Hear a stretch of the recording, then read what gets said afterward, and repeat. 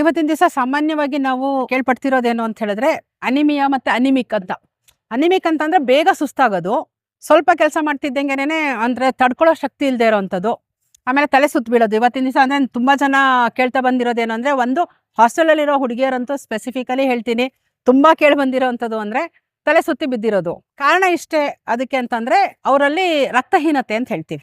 So ಅದು ಅಂದ್ರೆ ಆಡು ಭಾಷೆಯಲ್ಲಿ ಹೇಳುವಂತ ರಕ್ತಹೀನತೆ. ಬೇಸಿಕಲಿ ಹೇಳಬೇಕು ಅಂತಂದ್ರೆ ಅವರ ಒಂದು ರಕ್ತದ ಕಣಗಳಲ್ಲಿ ಐರನ್ ಅಂಶ ಕಮ್ಮಿ ಇರುತ್ತೆ. ಈ ಐರನ್ ಅಂಶ ನಾಗಾದ್ರೆ ಹೆಚ್ಚು ಮಾಡ್ಕೊಳ್ಬೇಕಾದ್ರೆ ಇನ್ನೇನು, ಸೊ ನಾನ್ ವೆಜ್ ತಿನ್ನೋಂಥವ್ರು ಪರವಾಗಿಲ್ಲ, ಆದ್ರೆ ಚಾಯ್ಸ್ ಇರ್ಬೇಕಲ್ಲ. ಸೊ ಬಟ್ ವೆಜ್ ಅಲ್ಲಿ ಜಾಸ್ತಿ ಜನ ಹೋಗುವಂತಂದ್ರೆ ಹಣ್ಣು ಹಂಪ್ಲು ತಿನ್ಕೊಳಕ್ ಹೋಗ್ತಾರೆ. ಈ ಹಣ್ಣು ಹಂಪ್ಲು ತಿನ್ಕೊಳಕ್ಕೆ ಅಂತ ಹೋದಾಗ ನಾವ್ ಹೇಳೋದು, ಬೆಳೆದಿರ್ತಕ್ಕಂಥ ಭೂಮಿನಲ್ಲೇ ಐರನ್ ಇರ್ಲಿಲ್ಲ. ಈಗ ಬಾಳೆಹಣ್ಣು ಆಗ್ಬೋದು, ಆಪಲ್ ಆಗ್ಬೋದು, ಅಥವಾ ಐರನ್ ರಿಚ್ ಅಂತ ಏನ್ ಹೇಳ್ತೀವಿ, ಚೆರೀಸ್ ಅಂತ ನಾವೇನ್ ಹೇಳ್ತೀವಿ ಅಂದ್ರೆ ಕಲರ್ಫುಲ್ ಇರುವಂತದ್ದು. ಸೊ ಅವುಗಳನ್ನೆಲ್ಲ ತಿಂದಾಗ ನಮ್ ದೇಹಕ್ಕೆ ಸಾಕಷ್ಟು ಐರನ್ ಸಿಗುತ್ತೆ ಅಂತ ಅನ್ನೋದು ಡಾಕ್ಟರ್ ಹೇಳ್ತಾರೆ, ಹಣ್ಣು ಹಂಪ್ಲು ತಿನ್ನಿ ಅಂತ. ಆದ್ರೆ ಆ ಬೆಳೆಯುವಂತ ಭೂಮಿನಲ್ಲೇ ಸಾಕಷ್ಟು ಪ್ರಮಾಣದಲ್ಲಿ ಐರನ್ ಇರ್ಲಿಲ್ಲ ಅಂದಾಗ ನ್ಯಾಚುರಲಿ ಗಿಡದಲ್ಲಿ ಇರಲ್ಲ, ನ್ಯಾಚುರಲಿ ಹಣ್ಣಲ್ಲೂ ಕೂಡ ಅದು ಬರಲ್ಲ. ಈಗ ಅದನ್ನ ಒಂದು ಗಮನಿಸ್ಕೋಬೇಕು ಅಂತಂದ್ರೆ, ಇನ್ನು ನೋಡಿ ಗಿಡ ಆಕ್ಚುಲಿ ಇದು ಆಪಲ್ ಗಿಡನೇ ಅಂತ. ಇದು ಏನು ತುದಿ ಎಲೆ ಇದೆಯಲ್ಲ, ತುದಿ ಎಲೆ ನಿಮಗೆ ಹಸಿರು ಇರಬೇಕು, ಬಟ್ ಇಲ್ಲಿ ಫುಲ್ ಹಳದಿ ಆಗಿದೆ. ಇನ್ನು ಸ್ವಲ್ಪ ದಿವಸ ಬಿಟ್ಟು ಇದು ಪೂರ್ತಿ ಬೆಳ್ಳಗಾಗತ್ತೆ. ಸೊ ಇದನ್ನ ನಾವು ಕ್ಲೋರೋಟಿಕ್ ಅಂತ ಹೇಳ್ತೀವಿ, ಅಂದ್ರೆ ಕ್ಲೋರೋಸಿಸ್ ಅಂತ ಹೇಳ್ತೀವಿ. ಸೊ ಐರನ್ ಕ್ಲೋರೋಸಿಸ್ ಬಂದಾಗ ಯಾವಾಗ್ಲೂ ಏನಾಗುತ್ತೆ ಅಂತ ಹೇಳಿದ್ರೆ ಚುಕ್ಕೆ ಬರಲ್ಲ, ಎಲೆ ಸಣ್ಣದಾಗತ್ತೆ, ಮತ್ತೆ ಇದು ಹೊಸ ಎಲೆನಲ್ಲಿ ಮಾತ್ರ ಕಾಣಿಸುತ್ತೆ. ಅದು ಇನ್ನೂ ಸಿವಿಯರ್ ಕಂಡೀಷನ್ ಅಲ್ಲಿ ಫುಲ್ ಬೆಳ್ಳಗಾಗ್ಬಿಡುತ್ತೆ. ಈಗ ಎಸ್ಪೆಷಲಿ ಶುಂಠಿ ಅಲ್ಲೆಲ್ಲ ನೋಡ್ಬೋದು ನೀವು, ಅದ್ರಲ್ಲೂ ಅಷ್ಟೇ ಪೂರ್ತಿ ಚಿಗುರು ಎಲೆ ಏನಿದೆ ಅದು ನಿಮ್ಗೆ ಬೆಳ್ಳಗೆ ದೂರದಿಂದ ನೋಡಿದ್ರೆ ಫುಲ್ ವೈಟ್ ಕಾಣಿಸುತ್ತೆ. 1-1.5 ಅಡಿಯಷ್ಟು ಏನು ಹೊಸ ಚಿಗುರಿದೆ ಅದಷ್ಟು ನಿಮಗೆ ಬೆಳ್ಳಗೆ ಕಾಣುತ್ತೆ. ಸೊ ಈ ತರ ಇರುವಂತ ಒಂದು ಪರಿಸ್ಥಿತಿಲಿ ಏನ್ ಹೇಳ್ತೀವಿ ಅಂದ್ರೆ, ಭೂಮಿಗೆ ನೀವು ಮೈಕ್ರೋನ್ಯೂಟ್ರಿಯೆಂಟ್ಸ್ ನ ಕೊಡೋ ಬದಲು ಸ್ಪ್ರೇ ಮೂಲಕ ಐರನ್ ಅನ್ನ ಕೊಡಿ. ಸೊ ಇವಾಗ 2 ರೂಪ ಆಗತ್ತೆ. ಈಗ ಐರನ್ ಅನ್ನು ನಾವು ಯಾವ ರೂಪದಲ್ಲಿ ಕೊಡ್ಬೇಕಾಗತ್ತೆ? ಈ ತರ ಒಂದು ಪರಿಸ್ಥಿತಿ ಬಂದಿದ್ದಾಗ ಇಮಿಡಿಯೇಟ್ ಆಗಿ ಸಪ್ಲಿಮೆಂಟೇಶನ್ ಮಾಡಬೇಕು. ಹಾಗಾಗಿ ಸ್ಪ್ರೇ ಮೂಲಕ ಕೊಡಿ. ಫೆರಸ್ ಸಲ್ಫೇಟ್ ಕೊಡ್ಬೋದು, ಅಥವಾ ಮಲ್ಟಿ ಮೈಕ್ರೋನ್ಯೂಟ್ರಿಯೆಂಟ್ ಮಿಕ್ಸ್ಚರ್ ಅಂತ ಇರುವಂಥದ್ದು ಐರನ್, ಮ್ಯಾಂಗನೀಸ್, ಜಿಂಕ್, ಕಾಪರ್ ಎಲ್ಲ ಜೊತೆಗೆ ಇರ್ತಕ್ಕಂಥದ್ದು ಏನಿದೆ ಅದನ್ನ ಕೊಡ್ಬೋದು. ಇಲ್ಲ ಅಂತಂದ್ರೆ ಈಗ ಬೇರೆ ಬೇರೆ ರೂಪದಲ್ಲಿ ಇರುವಂಥದ್ದು ಇದೆ. ಕೆಳಗಡೆ ಸಗಣಿ ಗೊಬ್ಬರ ಅಂತದನ್ನೆಲ್ಲ ಆರೈಕೆ ಮಾಡಿ, ಆದ್ರೆ ಮೈಕ್ರೋನ್ಯೂಟ್ರಿಯೆಂಟ್ಸ್ ನ ಸ್ಪ್ರೇ ಮೂಲಕ ಕೊಟ್ಟಾಗ ಏನಾಗುತ್ತೆ, ಎರಡಕ್ಕೂ ಸಮಂಜಸ ಆಗ್ಬಿಟ್ಟು ಇದು ನಿವಾರಣೆ ಆಗುತ್ತೆ. ಬಟ್ ಡಿಫಿಷಿಯನ್ಸಿ ಬಂದ ಮೇಲೆ ನಾವು ಏನೇ ನ್ಯೂಟ್ರಿಯೆಂಟ್ಸ್ ಕೊಟ್ಟರು ಕೂಡ ಆ ಒಂದು ಬೆಳೆಗೆ 20-25% ಲಾಸ್ ಅಂತೂ ಆಲ್ರೆಡಿ ಆಗಿರುತ್ತೆ.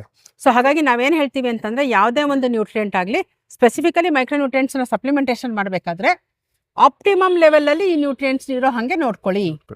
ಯಾವ ಬೆಳೆಗೆ ಎಷ್ಟು ಬೇಕು ಅಂತ ಅನ್ನೋದನ್ನ ತಜ್ಞರಿಂದ ತಿಳ್ಕೊಂಡು ಯಾವ ಹಂತದಲ್ಲಿ ಯಾವ್ಯಾವ್ದನ್ನ ಸ್ಪ್ರೇ ಮೂಲಕ ಕೊಡ್ಬೇಕಾ, ಡ್ರೆಂಚಿಂಗ್ ಮೂಲಕ ಕೊಡ್ಬೇಕಾ, ಅಥವಾ ಡ್ರಿಪ್ ಮೂಲಕ ಕೊಡ್ಬೇಕಾ ತಿಳ್ಕೊಂಡು ಅದೇ ಸಪ್ಲಿಮೆಂಟೇಷನ್ ಮಾಡಿದ್ರೆ ಈ ನ್ಯೂನ್ಯತೆ ಬರ್ದಿರೋ ಹಂಗೆ ನೋಡ್ಕೋಬಹುದು. ಜೊತೆಗೆ ಆರೋಗ್ಯನೂ ಕೂಡ, ಮಣ್ಣಿನ ಆರೋಗ್ಯ ಪ್ಲಸ್ ನಮ್ಮ ಆರೋಗ್ಯ ಎರಡನ್ನೂ ಕೂಡ ನಾವು ಕಾಪಾಡ್ಕೊಳ್ಬಹುದು. ಓಕೆ ಮೇಡಮ್, ಇನ್ನೊಂದು ಡೌಟ್ ಅಂದ್ರೆ, ಬರೀ ಫೆರಸ್ ಕೊಡ್ತೀನಿ, ಬರೀ ಐರನ್ ಕೊಡ್ತೀನಿ, ಅವಾಗ ಬೆಳ್ಳಗಿರೋದು ಹಸಿರಾಗ್ಬಿಡುತ್ತೆ ಅನ್ನೋದೊಂದು ಕಾನ್ಸೆಪ್ಟ್ ಇದೆ. ಯಾಕಂದ್ರೆ ಬರೀ ಫೆರಸ್ ಅನ್ನೋದನ್ನು ಸಿಗುತ್ತೆ, ಅದನ್ನ ಹಾಕ್ಬಿಟ್ರೆ ಸಾಕ, ಅಥವಾ ಕಂಪ್ಲೀಟ್ ಮೈಕ್ರೋ ನ್ಯೂಟ್ರಿಯೆಂಟ್ಸ್ ಅನ್ನೋದ್ರೊಳಗೆ ಫೆರಸ್ ಇರೋದನ್ನ ಜೊತೆಗೆ ಬೇರೆ ಮಾಲಿಬ್ಡಿನಮ್ ಆಗ್ಲಿ, ಜಿಂಕ್ ಆಗ್ಲಿ, ಅದನ್ನ ಒಟ್ಟಿಗೆ ಕೊಟ್ಟಾಗ ಗಿಡಕ್ಕೆ ಚೆನ್ನಾಗ? ಓಕೆ, ಈಗ ಈ ಪ್ರಶ್ನೆ ಆಲ್ಮೋಸ್ಟ್ ಮೈಕ್ರೋ ನ್ಯೂಟ್ರಿಯೆಂಟ್ಸ್ ಬಗ್ಗೆ ಏನು ಡೌಟ್ಸ್ ಇದೆ ಅದೆಲ್ಲದು ಕ್ಲಾರಿಫೈ ಆಗುತ್ತೆ. ಈಗ ನಾವು NPK ಅಥವಾ ಕ್ಯಾಲ್ಸಿಯಂ, ಮ್ಯಾಗ್ನೀಷಿಯಂ, ಸಲ್ಫರ್ ತಗೊಂಡಾಗ ಪ್ರತಿಯೊಂದು ನ್ಯೂಟ್ರಿಯೆಂಟ್ಗೂ ನಿಗದಿತವಾಗಿ ಇಂಥದೇ ಒಂದು ಕಾರ್ಯ ಅಂತ ಇರುತ್ತೆ. ಈಗ ಉದಾಹರಣೆಗೆ ನೈಟ್ರೋಜನ್ ಅನ್ನ ತಗೊಂಡ್ರೆ ಅದು ನೈಟ್ರೋಜನ್ ಬೆಳವಣಿಗೆ ಆಗುತ್ತೆ. ಫಾಸ್ಫರಸ್ ಎನಿ ಬೆಳವಣಿಗೆ, ಕಾಂಡದ ಬೆಳವಣಿಗೆ, ರೂಟ್ ಇಂದು ಅಥವಾ ಎಲೆಗಳದ್ದು ಎನಿ ಬೆಳವಣಿಗೆ ನಮಗೆ ಬೇಕು ಅಂದ್ರೆ ಸಾರಜನಕ ಅಲ್ಲಿಗೆ ಬೇಕು. ಇನ್ನು ರಂಜಕ ತಗೊಂಡ್ವಿ ಅಂತ ಹೇಳಿದ್ರೆ ಬೇರು ಬಿಡೋದಕ್ಕೆ, ಹೂವು ಬರೋದಕ್ಕೆ ಮೇನ್ ಕಾರ್ಯ. ಇನ್ನು ಪೊಟ್ಯಾಶ್ ಬಂದು ನೀರಿನ ನಿರ್ವಹಣೆ ಮಾಡಕ್ಕೆ ಗಿಡದ ಒಳಗಡೆಗೆ, ಆಮೇಲಿಂದ ಒಂದು ಕ್ವಾಲಿಟಿ ಕೊಡಕ್ಕೆ, ತೂಕ ಕೊಡಕ್ಕೆ ಅಥವಾ ಕ್ವಾಲಿಟಿ ಕೊಡಕ್ಕೆ ಪೊಟ್ಯಾಶ್ ಆಗುತ್ತೆ. ಅದೇ ರೀತಿ ನಾವು ಮೈಕ್ರೋನ್ಯೂಟ್ರಿಯೆಂಟ್ಸ್ ನ ತಗೊಂಡ್ರೆ iron, manganese, zinc, copper, molybdenum, boron, ಈ 6 ಮೈಕ್ರೋನ್ಯೂಟ್ರಿಯೆಂಟ್ಸ್ ಏನಿದೆ ಅದು ಒಂದೊಂದೇ ಕೆಲಸ ಮಾಡಲ್ಲ. ಬೆಳೆ ಒಳಗಡೆ ಪ್ರತಿಯೊಂದನ್ನು ಕೂಡ ಆಸ್ ಅ ಕೆಟಲಿಸ್ಟ್ ಕೆಲಸ ಮಾಡುತ್ತೆ. ಈಗ ಕೆಟಲಿಸ್ಟ್ಗೆ ಅಂತ ಕೆಲಸ ಮಾಡುತ್ತೆ ಅನ್ನೋದಾದ್ರೆ ನಿಮ್ಗೊಂದು ಉದಾಹರಣೆ ಹೆಂಗೆ ಹೇಳ್ಬೇಕು ಅಂತಂದ್ರೆ, ಸ್ವಲ್ಪ ಜಾಸ್ತಿ ಆಗ್ಬೋದು ಹೇಳ್ತೀನಿ. ಸಿನಿಮಾಗೆ ಹೋಗ್ತೀರಾ, ಫ್ರೆಂಡ್ ಯಾರೋ ಕರೆದಿರ್ತಾರೆ, ನೀವು ಹೋಗ್ತೀರಾ, ಬಟ್ ನೀವು ಹೋಗೋಷ್ಟೊತ್ತಿಗೆ ಲೇಟ್ ಆಗ್ಬಿಟ್ಟಿರುತ್ತೆ. ಸಿನಿಮಾದು ಡೋರ್ ಕ್ಲೋಸ್ ಮಾಡಿಬಿಟ್ಟಿರ್ತಾರೆ, ಒಳಗಡೆ ಸಿನಿಮಾ ಸ್ಟಾರ್ಟ್ ಆಗ್ಬಿಟ್ಟಿರುತ್ತೆ. ಹೌದಾ? ನಿಮ್ಮ ಹತ್ರ ಟಿಕೆಟ್ ಇರುತ್ತೆ, ಬಟ್ ನಿಮ್ಮ ಸೀಟ್ನ ಹೆಂಗ್ ಹುಡ್ಕತ್ತೀರಾ? ನೀವೇ ಹುಡ್ಕೊಂಡು ಹೋಗ್ಬೇಕಾದ್ರೆ ಇನ್ನೊಂದು 1/4 ಗಂಟೆ ಸಿನಿಮಾ ಹೊಟ್ಟೋಗುತ್ತೆ. ಹೌದಾ? ಅದನ್ನ ಹೆಂಗ್ ಮಾಡ್ತೀರಾ? ಅವಾಗ ಆ ಸಿನಿಮಾ ನೋಡಕ್ಕೆ ಇಮಿಡಿಯೇಟ್ ಹೋಗಿ ನಿಮ್ ಜಾಗದಲ್ಲಿ ನೀವು ಕುತ್ಕೋಬೇಕು. ಅವಾಗ ನೀವು ಮುಂದಿನ ಸಿನಿಮಾ ನೋಡ್ಬೋದು. ಅವಾಗ ಏನ್ ಮಾಡ್ತೀರಾ? ನೀವು ಟಾರ್ಚ್ ಇಟ್ಕೊಂಡು ಒಬ್ಬನ್ ಇರ್ತಾನ, ಅವನ್ನ ಕೇಳ್ತೀರಾ, ಅಣ್ಣ ನನ್ನ ಸೀಟ್ ಎಲ್ಲಿದೆ ಅಂತ. ಅವನು ಬಂದು ನಿಮಗೆ ಟಾರ್ಚ್ ಬಿಟ್ಟು ನಿಮ್ ಸೀಟ್ ತೋರಿಸ್ತಾನೆ, ಹ್ಮ್. ನಿಮ್ ಜೊತೆ ಕೂತು ಸಿನಿಮಾ ನೋಡ್ತಾನ, ಇಲ್ಲ. ಅವನು ಪಾಡಿಗೆ ಅವನು ಆ ಜಾಗಕ್ಕೆ ಹೋಗ್ತಾನೆ, ನೀವು ಸಿನಿಮಾ ನೋಡ್ತೀರಾ. ಅದೇ ರೀತಿ ಮೈಕ್ರೋ ನ್ಯೂಟ್ರಿಯೆಂಟ್ಸ್ಗಳು ಪ್ರತಿಯೊಂದು ಗಿಡದ ಒಳಗಡೆನೂ ಕೂಡ ಈಗೇನು NPK ಆಗ್ಲಿ, ಸಾರಜನಕ, ರಂಜಕ, ಪೊಟ್ಯಾಶ್, ಬೇರೆ ಬೇರೆ ಗೊಬ್ಬರ ಅದು ಏನೆಲ್ಲ ಕೊಟ್ಟಿರ್ತೀವೋ ನಾವು, ಅದೆಲ್ಲದು ಯಾವ್ಯಾವ ಜಾಗದಲ್ಲಿ ಯಾವ್ಯಾವ ರೀತಿಯಲ್ಲಿ ಬದಲಾವಣೆ ಆಗಿ ಅದಾದ್ರ ಜಾಗ ಸೇರ್ಬೇಕು, ಆ ಜಾಗ ಸೇರ್ಸೋ ಕೆಲಸ ಮಾಡುತ್ತೆ. Iron, manganese, zinc, copper, molybdenum, boron, ಈ 6 ಕೂಡ ಅದ್ರ ಜಾಗಕ್ಕೆ ಸೇರ್ಸ್ಕೊಂಡಾದ್ಮೇಲೆ ವಾಪಸ್ ಅದ್ರ ಕೆಲಸ ಮುಗೀತು. ಸೊ ಈಗ ನಿಮ್ ಪ್ರಶ್ನೆ ಏನ್ ಬಂತು, ಫೆರಸ್ ಡೆಫಿಷಿಯನ್ಸಿ ಇದ್ದಾಗ ನಾನು ಫೆರಸ್ ಅಷ್ಟೇ ಕೊಟ್ರೆ ಸಾಕಾ? ನಿಮ್ಮ ಪ್ರಶ್ನೆಗೆ ನನ್ನ ಉತ್ತರ ಬರೀ ಫೆರಸ್ ಕೊಟ್ರೆ ಸಾಲದು. ಯಾಕಂದ್ರೆ ಈಗ ಫೆರಸ್ ಕಮ್ಮಿ ಆಗಿದೆ ಅಂತ ಫೆರಸ್ ಕೊಡ್ತೀರಾ, ಅದು ಗಿಡ ತಗೊಳುತ್ತೆ, ಮತ್ತೆ ಅದು ನೆಕ್ಸ್ಟ್ ಡೇ ಜಿಂಕ್ ಕಮ್ಮಿ ಆಗಿದೆ ಅಂತ ತೋರಿಸುತ್ತೆ, ಅವಾಗ ಜಿಂಕ್ ಕೊಡ್ತೀರಾ, ಇನ್ನೊಂದ್ ದಿವಸ ಕಾಪರ್ ಕಮ್ಮಿ ಆಗಿದೆ ಅಂತ ಕೊಡುತ್ತೆ. ಸೊ ಇಲ್ಲಿ ನನ್ನ ಉತ್ತರ ಏನು ಅಂತ ಹೇಳಿದ್ರೆ, ಯಾವುದೇ ಮೈಕ್ರೋನ್ಯೂಟ್ರಿಯೆಂಟ್ ಡಿಫಿಷಿಯನ್ಸಿ ಆದ್ರೂ ಕೂಡ ನಮ್ಮ ಇಂಡಿಯನ್ ಸಾಯಿಲ್ಸ್ಗೆ ಸ್ಪೆಸಿಫಿಕಲಿ, ಯಾಕಂತ ಹೇಳಿದ್ರೆ ನಮ್ಮ ಭೂಮಿ ಎಲ್ಲ pH ಜಾಸ್ತಿ ಇರ್ತಕ್ಕಂಥದ್ದು, 7.5ಕ್ಕಿಂತ ಜಾಸ್ತಿ ಇರೋ pH ಇರೋಂತ ಜಮೀನ್ಗಳೇ ಇರೋದು. ಇಂಥ ಒಂದು ಜಮೀನಲ್ಲಿ ನಾವು 6 ಮೈಕ್ರೋನ್ಯೂಟ್ರಿಯೆಂಟ್ಸ್ ಇರೋಂಥದ್ದನ್ನ ನಾವು ಸ್ಪ್ರೇ ಮೂಲಕ ಆಗ್ಲಿ ಅಥವಾ ಡ್ರೆಂಚಿಂಗ್ ಮೂಲಕ ಆಗ್ಲಿ ಕೊಟ್ಟಾಗ ಪೂರ್ತಿ ಹತೋಟಿಗೆ ತಗೋಬಹುದು. ಇಲ್ಲ ಅಂದ್ರೆ ಎಕ್ಸ್ಪೆರಿಮೆಂಟ್ ಮಾಡ್ಕೊಳ್ತಾ, ಈಗ ಅಡುಗೆ ಮಾಡುವಾಗ ಉಪ್ಪು ಜಾಸ್ತಿ ಆಯ್ತು ಅಂತ ಹುಳಿ ಹಾಕ್ತು, ಹುಳಿ ಜಾಸ್ತಿ ಆಯ್ತು ಅಂತ ಖಾರ ಹಾಕ್ತು, ಆ ಥರ ಎಕ್ಸ್ಪೆರಿಮೆಂಟ್ ಮಾಡ್ತಾನೆ ಹೋಗೋದಾಗತ್ತೆ. ಅದು ಮಾಡೋದು ಬೇಡ. ತಜ್ಞರಿಂದ ತಿಳ್ಕೊಂಡು ಯಾವುದು ಬೆಸ್ಟ್ ಕಾಂಬಿನೇಷನ್ ಯಾವ ಬೆಳೆಗೆ ಅಂತ ಅನ್ನೋದನ್ನ ತಿಳ್ಕೊಂಬಿಟ್ಟು ಸ್ಪ್ರೇ ತಗೊಂಡ್ರೆ ದುಡ್ಡು ಉಳಿಯುತ್ತೆ, ಪ್ರಾಬ್ಲಮ್ಮು ನಿವಾರಣೆ ಆಗುತ್ತೆ, ಭೂಮಿನೂ ಚೆನ್ನಾಗಿ ಉಳ್ಕೊಳ್ಳುತ್ತೆ, ಆರೋಗ್ಯನೂ ಚೆನ್ನಾಗುತ್ತೆ. ಈಗ ಇನ್ನೊಂದು ಪ್ರಶ್ನೆ ಅಂದ್ರೆ, ಈ ಐರನ್ ಡಿಫಿಷಿಯನ್ಸಿ ಅಂತಾಗ್ಲಿ ಅಥವಾ ನ್ಯೂನ ಕೊರತೆ ಅಂತ ಅನ್ನೋದು ಯಾವ ಹಂತದಲ್ಲಿ ಬರುತ್ತೆ ಅಂತ ಅನ್ನೋದು ನಾವು ಕಂಡುಹಿಡ್ಕೋಬೇಕು ಅಂತ ಅನ್ನೋದಾದ್ರೆ, ನನ್ನ ಉತ್ತರ ಸಾಮಾನ್ಯವಾಗಿ ಫೆರಸ್ ಡಿಫಿಷಿಯನ್ಸಿ ನಿಮಗೆ ಜಾಸ್ತಿ ಕಾಣಕ್ ಸಿಗುವಂಥದ್ದು ಮೊನೊಕಾಟ್ಸ್ ಅಂತ ಏನ್ ಹೇಳ್ತೀವಲ್ಲ ಅದ್ರ ಮೇಲೆ. ಈಗ ಕಬ್ಬಾಗ್ಬೋದು, ಭತ್ತ ಆಗ್ಬೋದು, ಶುಂಠಿ ಆಗ್ಬೋದು, ಈ ತರದ ಬೆಳೆ ಮೇಲೆ ಜಾಸ್ತಿ ಪ್ರಾಮಿನೆಂಟ್ ಆಗಿ ಅಂತಂದ್ರೆ ಜಿಂಕಿನ ಅವಶ್ಯಕತೆಗಿಂತ ಜಾಸ್ತಿ ಫೆರಸ್ ಅವಶ್ಯಕತೆ ಇದೆ. ಯಾವುದು ಈ ಬೆಳೆಗಳಿಗೆ, ಮೊನೊಕಾಟ್ಸ್ಗೆ. ಅದೇ ಹಣ್ಣು ಕೊಡೋ ಅಂತ ಏನಿದಾವಲ್ಲ ಹಾರ್ಟಿಕಲ್ಚರ್ ಕ್ರಾಪ್ಸ್ ಅಂತ ಏನ್ ಹೇಳ್ತೀವಿ, ಐರನ್, ಮ್ಯಾಂಗನೀಸು, ಜಿಂಕು, ಕಾಪರ್ ಕಿಂತಾನು ಬೋರಾನು, ಮಾಲಿಬ್ಡಿನಮ್ ಅವಶ್ಯಕತೆ ಜಾಸ್ತಿ ಇರುತ್ತೆ. ಹಾಗಾಗಿ ಅವುಗಳಿಗೆ ಅದೇ ಅವಾಗ ಏನಾಗುತ್ತೆ ಅಂದ್ರೆ ನಾವು ಯಾವ್ದನ್ನ ಚೂಸ್ ಮಾಡ್ಕೋಬೇಕು ಅಂತ ಅನ್ನೋದು ಮುಖ್ಯ. ಹಣ್ಣಿನ ಬೆಳೆಗಳಿಗಾದ್ರೆ ಬೋರಾನ್, ಮಾಲಿಬ್ಡಿನಮ್ ಇರೋಂಥ ಮೈಕ್ರೋನ್ಯೂಟ್ರಿಯೆಂಟ್ಸ್ ಇರೋದನ್ನ ತಗೊಳ್ಳಿ. ಅದೇ ನೀವು ಈ ತರದ್ ಇರೋದಕ್ಕೆ ಅಂತಂದ್ರೆ ಈಗ ಶುಂಠಿ ಆಗ್ಬೋದು, ಕಬ್ಬಾಗ್ಬೋದು, ಅಥವಾ ಭತ್ತ ಆಗ್ಬೋದು, ಮೆಕ್ಕೆಜೋಳ ಆಗ್ಬೋದು, ಈ ತರದಕ್ಕೆ ಆಗ್ಬೇಕಾದ್ರೆ ಜಿಂಕ್ ಜಾಸ್ತಿ ಇರ್ತಕ್ಕಂಥ ಮೈಕ್ರೋನ್ಯೂಟ್ರಿಯೆಂಟ್ ಅನ್ನ ಚೂಸ್ ಮಾಡಿ. ಇನ್ನು ಹಂತಕ್ಕೆ ಬಂದ್ವಿ ಅಂತ ಹೇಳಿದ್ರೆ, ಸಾಮಾನ್ಯವಾಗಿ ಯಾವುದೇ ಈ ಬೆಳೆಗಳು ವೆಜಿಟೇಟಿವ್ ಗ್ರೋತ್ ಅಂತ ನಾವೇನು ಹೇಳ್ತೀವಲ್ಲ, ವೆಜಿಟೇಟಿವ್ ಗ್ರೋತ್ ಅಲ್ಲಿ ಯಾವುದೇ ಮೈಕ್ರೋನ್ಯೂಟ್ರಿಯೆಂಟ್ಸ್ ಡಿಫಿಷಿಯನ್ಸಿ ಸದ್ಯಕ್ಕೆ ನಿಮಗೆ ಕಾಣಿಸಲ್ಲ. ಯಾವಾಗ ಹೂ ಬಿಡಕ್ ಸ್ಟಾರ್ಟ್ ಆಗುತ್ತೆ, ಕಾಯಿ ಬಿಡಕ್ ಸ್ಟಾರ್ಟ್ ಆಗುತ್ತೆ, ಅಥವಾ ಕೆಳಗಡೆ ರೈಸೋಮ್ ಡೆವಲಪ್ಮೆಂಟ್ ಸ್ಟಾರ್ಟ್ ಆಗುತ್ತೆ, ಈಗ ಅರಿಶಿನ ಗಡ್ಡೆ ಡೆವಲಪ್ಮೆಂಟ್ ಆಗೋದು, ಈ ತರ ಒಂದು ಹಂತದಲ್ಲಿ ಮೈಕ್ರೋನ್ಯೂಟ್ರಿಯೆಂಟ್ ಅವಶ್ಯಕತೆ ಜಾಸ್ತಿ ಆಗುತ್ತೆ. ಯಾಕಂದ್ರೆ ಕನ್ವರ್ಷನ್ ಆಗುತ್ತೆ. ಈಗ ನಾನು ಅವಾಗಲೇ ಏನು ಹೇಳಿದೆ, ಯಾವುದೇ ಒಂದು ನ್ಯೂಟ್ರಿಯೆಂಟ್ ಅನ್ನ ನಾವು ಕೊಟ್ಟಿದ್ದಾಗ NPK ಆಗ್ಬೋದು, ಸೆಕೆಂಡರಿ ನ್ಯೂಟ್ರಿಯೆಂಟ್ಸ್ ಆಗ್ಬೋದು, ಅವುಗಳದ್ದು ಪರಿವರ್ತನೆ ಅಂತ ಹೇಳ್ತೀವಿ.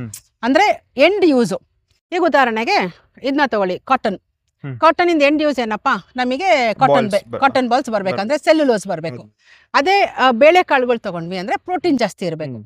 ಅದೇ ಎಣ್ಣೆ ಕೊಡುವಂಥದ್ದು ಶೇಂಗಾ ಆಗ್ಬೋದು, ಕ್ಯಾಸ್ಟರ್ ಆಗ್ಬೋದು, ಈ ತರದಾಯ್ತು ಅಂದ್ರೆ ನಮಗೆ ಎಣ್ಣೆ ಅಂಶ ಜಾಸ್ತಿ ಇರುತ್ತೆ. ಸೊ ಈ ಫೈನಲ್ದು ಏನಿರುತ್ತೋ ಆ ಒಂದು ಪ್ರೊಡ್ಯೂಸ್ ಮೇಲೆ ನಿಮ್ಮ ಮೈಕ್ರೋನ್ಯೂಟ್ರಿಯೆಂಟ್ ಕಾಂಬಿನೇಷನ್ ನಿಗದಿತ ಆಗುತ್ತೆ. ಹಾಗಾಗಿ ಈಗ ನಾ ಮತ್ತೆ ವಾಪಸ್ ಏನ್ ಹೇಳ್ತೀನಿ, ಈಗ ಫರ್ಟಿಲೈಸರ್ ಕಂಟ್ರೋಲ್ ಆರ್ಡರ್ ಅಂತ ಏನ್ ಹೇಳ್ತಾರೆ, ಅವರು ಸ್ಪೆಸಿಫೈ ಮಾಡೋ ಪ್ರಕಾರ ಮೈಕ್ರೋನ್ಯೂಟ್ರಿಯೆಂಟ್ಸ್ ಕ್ರಾಪ್ ಸ್ಪೆಸಿಫಿಕ್ ಇರಬೇಕು ಮತ್ತು ಸಾಯಿಲ್ ಸ್ಪೆಸಿಫಿಕ್ ಇರಬೇಕು. ಹಾಗಾಗಿ ಈಗ ಆಂಧ್ರದಲ್ಲಿ ಉತ್ಪತ್ತಿ ಆಗಿರ್ತಕ್ಕಂಥ ಮೈಕ್ರೋನ್ಯೂಟ್ರಿಯೆಂಟ್ಸ್ ಕರ್ನಾಟಕಕ್ಕೆ ಸೂಕ್ತ ಅಲ್ಲ, ಅಂದ್ರೆ ಇಲ್ಲಿ ಜಮೀನಿಗೆ. ಇಲ್ಲಿ ಮ್ಯಾನುಫ್ಯಾಕ್ಚರ್ ಆಗಿರ್ತಕ್ಕಂಥದ್ದು ಮಹಾರಾಷ್ಟ್ರಕ್ಕೆ ಸೂಕ್ತ ಅಲ್ಲ. ಸೊ ಮೈಕ್ರೋನ್ಯೂಟ್ರಿಯೆಂಟ್ಸ್ ಇಂದ್ರದ್ದು ಕಾಯ್ದೆಗೆ ಅಂತ ಬಂದ್ವಿ ಅಂತಂದ್ರೆ, ಸೆಂಟ್ರಲ್ ಗೌರ್ಮೆಂಟ್ನವರು ಒಂದು ಬ್ರಾಡ್ ಫ್ರೇಮ್ ವರ್ಕ್ ಕೊಟ್ಟಿರ್ತಾರೆ, ಇದ್ರ ಒಳಗಡೆ ಇಷ್ಟಿಷ್ಟು ಇರಬೇಕು ಅಂತ ಹೇಳಿ ಅಂತ. ಆದ್ರೆ ಪ್ರತಿಯೊಂದು ಸ್ಟೇಟ್ ಗೌರ್ಮೆಂಟ್ ಏನಿದೆ ಅವರು ನಿರ್ಧಾರ ಮಾಡ್ತಾರೆ. ಅಲ್ಲಿ ಒಂದು ಫಾರ್ಮುಲೇಷನ್ಸ್ ಏನಿದೆ, ಒಂದು ಲೈಸೆನ್ಸ್ ಕೊಡುವಾಗ ಈಗ ಕರ್ನಾಟಕ ಗ್ರೇಡ್ 1 ಅಂತ ಕೊಡ್ತಾರೆ, ಗ್ರೇಡ್ 2 ಅಂತ ಕೊಡ್ತಾರೆ, ಸಾಯಿಲ್ ಗ್ರೇಡ್ ಅಂತ ಕೊಡ್ತಾರೆ, ಸ್ಪ್ರೇ ಗ್ರೇಡ್ ಅಂತ ಡಿಫ್ರೆಂಟ್ ಗ್ರೇಡ್ಸ್ಗಳು ಕೊಡ್ತಾರೆ.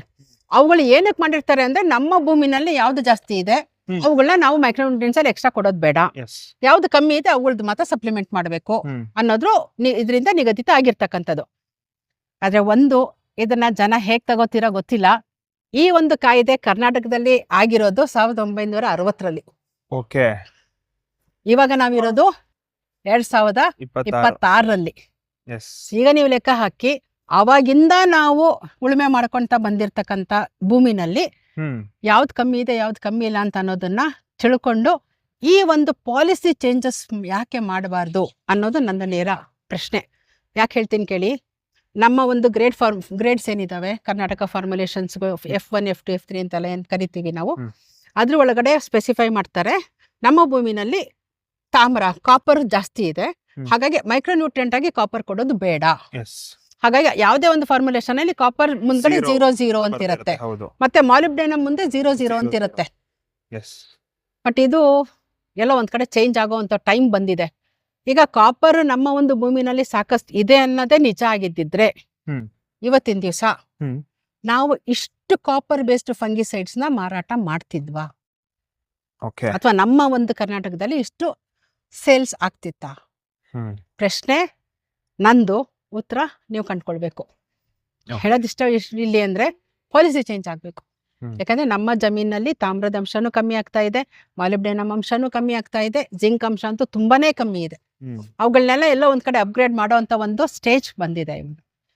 ಅದು ಸರಿ ಹೋಯ್ತು ಅಂತಂದ್ರೆ ಸುಮಾರು ಜನ ರೈತರಿಗೆ ಇದು ಅನುಕೂಲ ಆಗುತ್ತೆ. ಯಾಕಂತಂದ್ರೆ ಅವಾಗ ಕರೆಕ್ಟ್ ಆಗಿರೋ ಮೈಕ್ರೋನ್ಯೂಟ್ರಿಯೆಂಟ್ಸ್ ರೈತರಿಗೆ ಸಿಗೋಂಗಾಗತ್ತೆ. ಅದನ್ನ ಬಳಸ್ಕೊಂಡಾಗ ರೈತರಿಗೆ ಈ ತರ ನ್ಯೂನ್ಯತೆಗಳನ್ನ ನೋಡೋ ಅಂತ ಒಂದು ಹಂತ ಬರಲ್ಲ. ಗೊತ್ತಾಯ್ತು ಮೇಡಮ್.